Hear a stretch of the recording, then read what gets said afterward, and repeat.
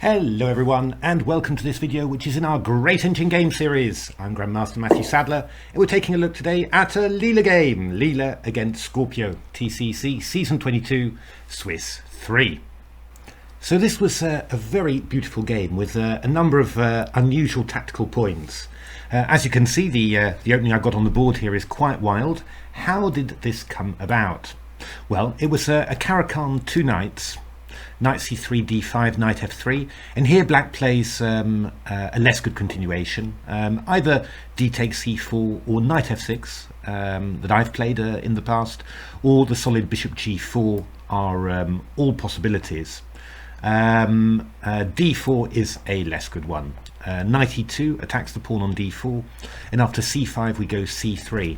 And yeah, black has some difficulties in maintaining a pawn on d4. Now, in my engine games, both Stockfish and Komodo wanted to play d takes c3. Fun enough, after b takes c3, this was leading to wins for white all the way. Sometimes a little bit confused about, why does a certain +1 position lead to mass wins for white, and sometimes why do the engines manage to draw them? A little bit of a mystery. I mean, this is not great. Obviously, white's got a great double pawn center in this sort of position, but I have the feeling that I've seen worse, really, for black. But here Dragon didn't manage to hold this, and after knight f6, knight g3, knight c6, bishop c4, knight a5, bishop e2, h5, h4, g6, d4. Well, we had some sort of Grunfeld, a good one for white again. But again, I wouldn't have thought that this would be completely losable. But again, Dragon played a very nice game against Stockfish and won this very convincingly indeed. But I mean, basically, it looks like if you go d takes c3, b takes c3, white gets d4, gets the knight to g3, whatever structure black chooses, and it's pretty good for white. Scorpio played something much sharper. It played the move knight f6, so counter-attacking against e4. And you do sort of feel that, if anything's going to be decent in this position, then this is the sort of move that would be decent. So Leela played very sharply here. C takes d4, knight takes e4, and then the move queen c2. And forking the knight on e4 and the pawn on c5, so not giving black any respite whatsoever. Now, again, in my engine games, both Komodo and Stockfish actually just ended up jettisoning the pawn with their g6 and trying to claim that you've got some sort of compensation, because, once white goes d4, then, black gets to attack the d-pawn. There's this square d5 that black's got, so it's, black can play b6 maybe to try and break up the pawns. It's not, maybe it's not a complete pawn or something, but it's obviously quite difficult. And, there were a lot of white wins in this line too, but this was definitely safer. At least black gets out of the opening and develops. As you'll see after what Scorpio did, that just never happens. Bishop f5, really sharp move there. Threatening something like knight g3, just opening up attack against the queen and also hitting the rook. So obviously something's got to be done about that. But we've got quite a typical way of dealing with it, and that's g4. You often see this in the Budapest as well, in actual fact. The idea is that knight g3, we go gf, knight takes h1. Well, the knight in the corner will be trapped, so white will just win material. So the bishop is attacked, so it moves back, but now it's no longer covering the c8 h3 diagonal. So a queen check, for example, can't be met by a bishop d7. So this means that white gets a lot more tactical leeway because none of these discovered attacks work. Now, in my games, albeit played at a much faster time control, both Stockfish and Komodo wanted to play knight f4. But actually you put on Leela's move, and the evaluations I think are even a little bit higher, so looks like Leela chose a very good continuation here. Knight f6 played, queen a4 check, knight c6, and I mean black's already in the let's give away material and just try and survive method already. The problem is that yeah, I mean, we've got bishop g2 coming in, we've got g5 coming in. For example, if knight d7, moves like g5, bishop h3 even could be dangerous against the knight on d7. So I mean, there's a real problem. So knight c6 played, and the idea is that if you take, well, I might be able to play queen d7, I might even be able to play just takes, give up the pawn and try and survive that way. But yeah, one possibility, and this again was something that Komodo and Stockfish were very keen on, is just to play d3, stopping the bishop from coming to e4. And so, yeah, you're going to play the move bishop g2 without having that. But Leela calculated very well, it looks like, and played bishop g2 straight away, hitting this this knight on c6. Black gets the possibility of bishop e4, so you can activate this bishop, swap off this light squared bishop, but there are still tactical problems on the light squares. And yeah, what Leela plays is really very nice. So takes, knight takes c6. Now obviously b takes c6 allows queen c6, forking the knight and the rook, and queen d7 we go check, and then take this one after, complete carnage. But black's got this move queen d7, and pinning the knight to the queen, and you can't do a clever thing like retreating and attacking something else, because queen takes c6 just wins the knight back and defends the knight on e4. Now some unusual tactics take place, and really very nice indeed. So white starts off with the move d5. The idea of that is clear. We're actually uncovering an attack on the knight on e4. So if you take on c6, I can just take on e4. So that looks pretty terminal for black, but black's got this clever move knight f6. What's the idea? Well, this knight is still pinned to the queen, and we're going to play knight takes d5, and then b takes c6, and neutralize that threat. However, what white does here, what Leela does, is to go play the move b3, protecting the queen on a4. And that means that this knight is now ready to move away. So if black doesn't do anything, we go knight e5. So for example, knight takes d5, knight e5 is just an extra piece. So Scorpio takes on c6, d takes c6. But okay, you know, white's now got this this lovely passed pawn on c6. But Scorpio has this counter-attack, queen takes g4, picking up a pawn and also threatening to exchange off queens. And so white, obviously this queen is quite a good attacking piece. Also get ideas of c7 check as long as black doesn't have queen a4. So now d4. And this is quite confusing, really, you know, confusing position. I mean, if you look at the material bizarrely enough is equal, 6 pawns each. Obviously, you know, white's potential for developing, for castling, is better than black's. I mean, black's still got to make a pawn move, get this bishop out of the way, and get the king out of the way. But well, I don't think it would be something that I would be, you know, 100% comfortable with, that I was just like clearly better or anything as white. I'd be thinking, oh yeah, I've definitely got the initiative here, but it could all go, you know, it could all go horribly wrong. Give black a few moves, and yeah, you know, black will be absolutely fine. It's black to move here, so you could already start by getting yourself developed. And yeah, I mean, what you don't really want is for black to you know, to castle kingside, get out of the way, and all of a sudden this c pawn is a lot less dangerous. So I mean, here both Stockfish and Komodo, they just really wanted to play this move g6, which is very you know, very natural, of course. However, you know, white still has some time, and this threat of c7 is still in the air, and this was a typical continuation. So rook g1, queen c8, bishop f4, bishop g7, rook c1, castles, and rook takes c5. And yeah, I mean, all of these positions were ending up in wins for white. White's a pawn up, a big pass c pawn, and that really restricts those major pieces.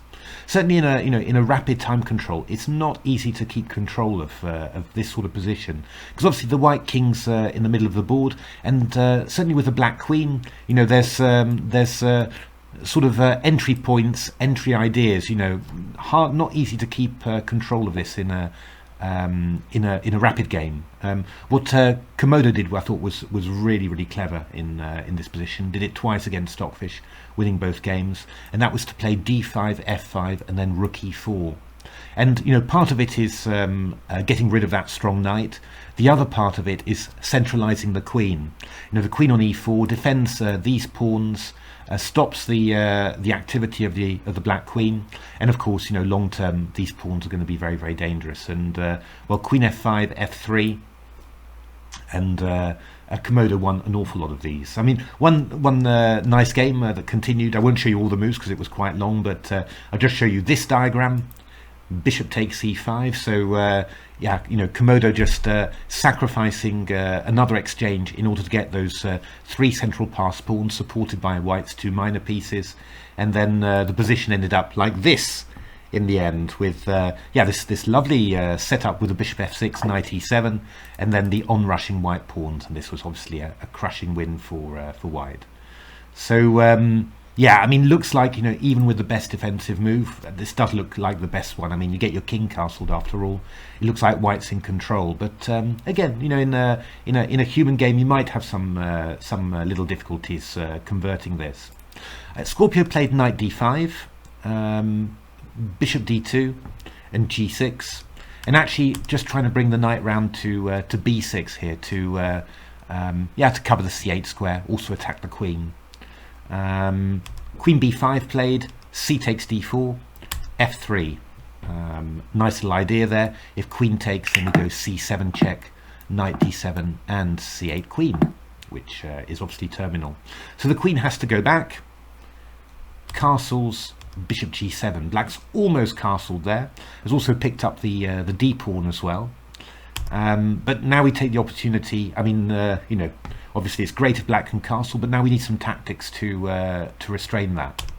Queen d6, c7 check, queen d7, and now rook c6. Very clever idea from Leela there.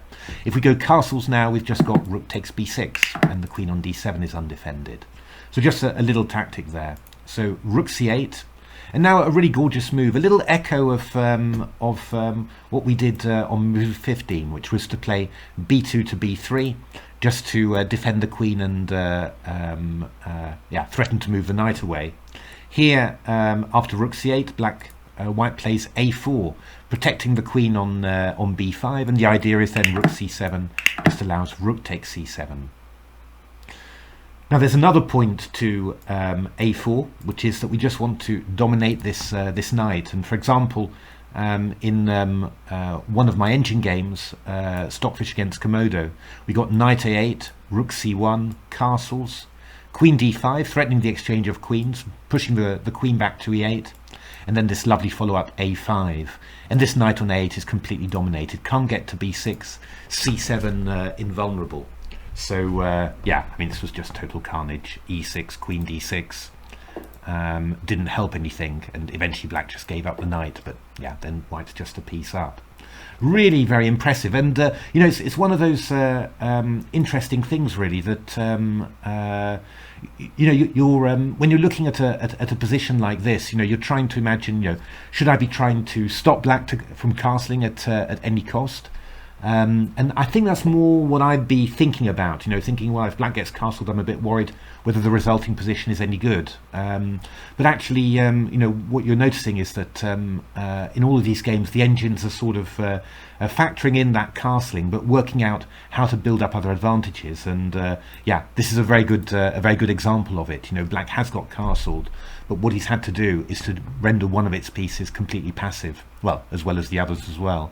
I mean, look at those major pieces. It's yeah, transformation of advantages, but always a difficult thing to do, to visualize one advantage, a dynamic advantage here, the opponent's king kept in the center, and then visualizing, okay, how can I transform that into domination of the opponent's pieces, and well, obviously there's something again that the engines do unbelievably well nowadays.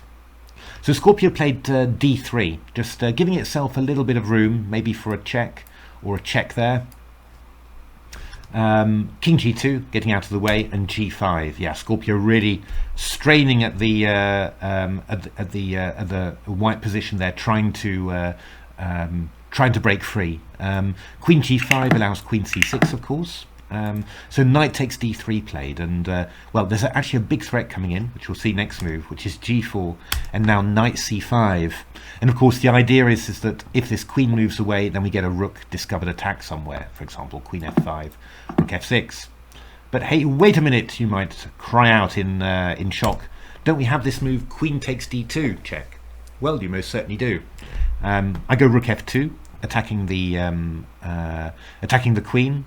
G takes f3 check, and now this very important move, again easy to miss, king h3. And the point is that well, two things in actual fact. First of all, black doesn't have any checks, which actually surprises me, but queen d7 is covered by the knight, and queen h6 is covered by the rook. Amazing how perfect that these things work out. And of course, if queen takes f2, we've got this move rook d6 check, discovered check, king f8, rook d8 takes, and queen checkmate. Yeah, just one move short. And again, this king, uncastled king, yeah, this theme coming to the fore once again there. So king h3 played. And now, yeah, I mean, black needs to do something, because we've got a huge discovered attack coming, and the queen is attacked as well. So this little counter move a6, very easy for a human to miss this move. Amazingly enough, though, it's not enough. We go rook d2, a takes b5, and then this lovely move a5. Now again, domination of the knight. We're threatening simply a takes b6, and if you go well, Scorpio played f2, just a little distracting move. The king came back, knight a8, and actually this, funnily enough, is a slightly hard tactic, I think, for humans to spot from afar. It's not difficult when you're at the board, but from afar these are slightly tricky things to see. And you'll see why. I mean, you go rook d8 check, takes, and then you're not taking back. I think, from afar, you'd be thinking of taking back and maybe trying to make some mate. No, the simple thing you can do is just to go c8 queen. And the bizarre thing that, it took me a couple of seconds of blinking just to realise is that rook c8, rook takes c8 is actually checkmate, because the king can't come out to d7 because that's covered by the knight on c5. I think the reason it's easy to miss is that you had this this knight over on f4, and somehow imperceptibly it's been kind of forced to c5, and you were thinking about moving the queen away from d7, not necessarily about taking d7 away from the black king. So quite a few changes have taken place in the position that are, yeah, maybe a little bit harder to to keep track of. But yeah, once you're at the board, you should really see it. But just from afar, it can be a little bit tricky to visualize. So bishop c3, queen b7, bishop d4, knight e4, rook g8, knight g3 check, f6, rook e6, rook g7, rook a6. And yeah, again, this knight on a8 dominated. And funnily enough, that's going to be fatal for black, because this knight is now lost. Can't go to b6.